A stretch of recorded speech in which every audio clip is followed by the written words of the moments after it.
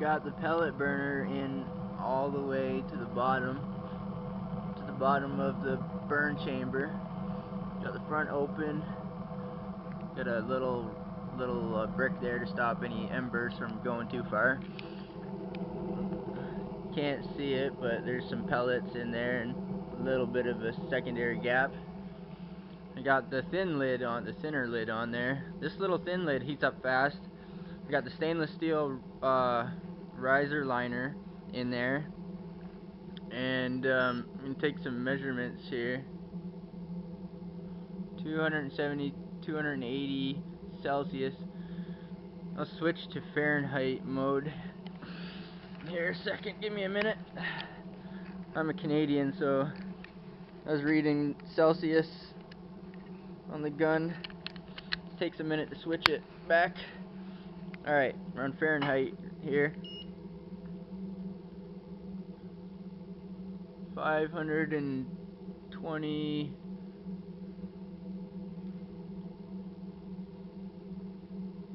Right in the middle is definitely the sweet spot. 516, 10, fluctuating 24.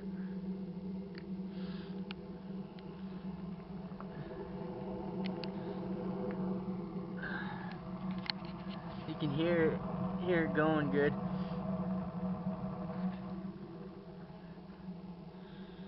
And the reason why I'm not using this burner, or I don't use this burner very much, is because it has a little bit of ash buildup in the bottom, and if I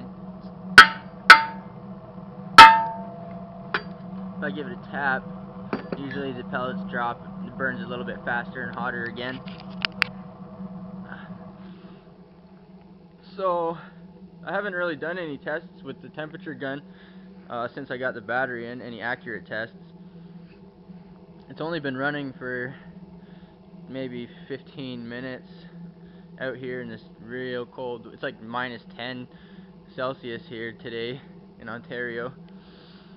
So I'm doing some testing here, some actual testing with the gun.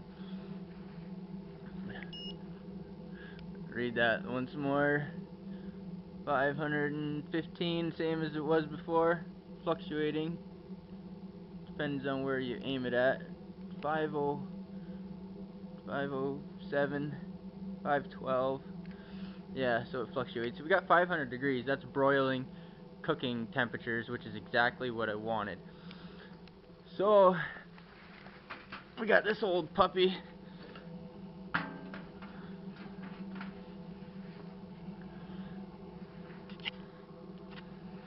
That's that Coleman cook stove, the fold-away cook stove. It's a really old one. I don't know if you've seen this before or not, but that's not real my Dutch oven, but this is my temporary Dutch oven, because I told people you could cook on it or you could have a Dutch oven. So I'm not done with the stove yet, but that's my temporary Dutch oven for now. And it's pretty cool. There's some small vents in the side, temperature gauge on the front. I don't know if it works yet, because this is the first time I've set it on the stove, on the fire. Might have to put some more pellets in there. Like I said, I only put a small amount of pellets in, and it hasn't been running for very long. And I didn't really plan on doing any testing. I was just showing the stove off to a buddy who was here. What do we got on the side? 340 Fahrenheit on the side, just below that yellow line there.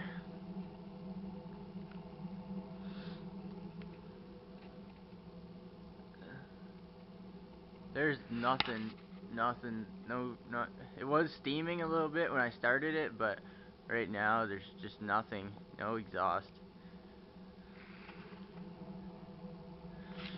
So I can't really read the exhaust because it's a double wall pipe, so I can't really get an accurate reading there, but I can. This is a single wall pipe here, so I can give you a semi-accurate reading. Let's try right there. What do we got? 215. And the concrete, there's a mass from here between the feed tube and exhaust. There's a mass, half perlite, half concrete, from here down, and it's not even warmed up yet. It's warm here, hot towards the feed tube, and it's cold back here. So after that, like I said, it's only been running 15 minutes maybe at the most. So after that warms up, you got a thermal battery there that it'll radiate for hours. It takes hours to heat it up, so that means it'll radiate for hours. Get some more before my battery dies on my camera here. What do we got here? Holy 500 degrees. What? 540? Holy wow. Good lord. Yeah, she's hot in there. Somebody was telling me that I could cut one of those. I wanted to line the burn chamber with something so the steel doesn't burn out. And I got some fire bricks. These ones here I've already modified to fit in there, like this one for example.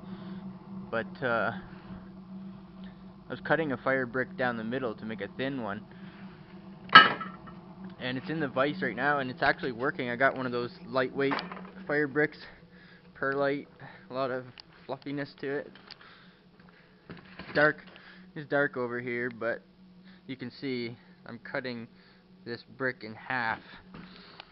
So I'm just experimenting with making the steel last, or if it's possible. This is my first rocket stove, so I'm learning. I was reading temperatures here, and it just maxed the gun right out. Error. What's it go?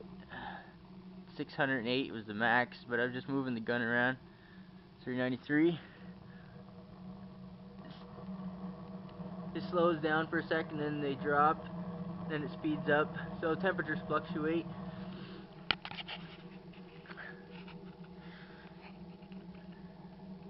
I don't know how long it would take to warm up that oven, but it's not even sitting. It's not even sitting on the lid. It's sitting up on the corners. So this is not my regular square lid. That's my regular lid there. I was just showing my buddy how these grease can lids fit perfectly on the 100-pound propane tanks, and then I decided it was real cold out here and we were talking, so I decided, hey, I'll fire it up and I'll show you how it works and whatnot. So showed him how it works, and then that thin lid heated up real fast. And it's the first time I've done like any measurements since I put the stainless steel liner in the riser. Well, my battery's getting low, so that's pretty much all I can do for now. Oh, here's my new pellet burner. You've probably seen it before. It's designed by Trying Too Hard, and this is my version of that burner, and it slides in horizontally. The burner I have now slides in vertically, drops in from the feed tube. This one here slides in from the burn chamber, slides in the front.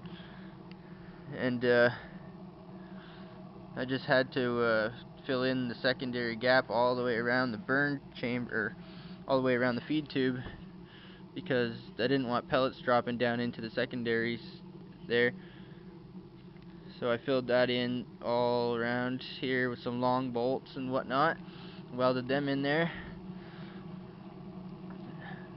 and angle iron on the top so it slides in nice and square, hole in the top so the feeds can drop in, the pellets can feed in. and I'm not done with this one yet, but you'll see more of that one real soon, hopefully. So it's real cold out here, isn't it, buddy? Ryder, give me a paw. Give me that paw. Give me a paw. Good boy. Yeah, it's real cold out here. We should go warm up. I should like hug this stove. That'll warm me up. Anyway, more on that later, I guess.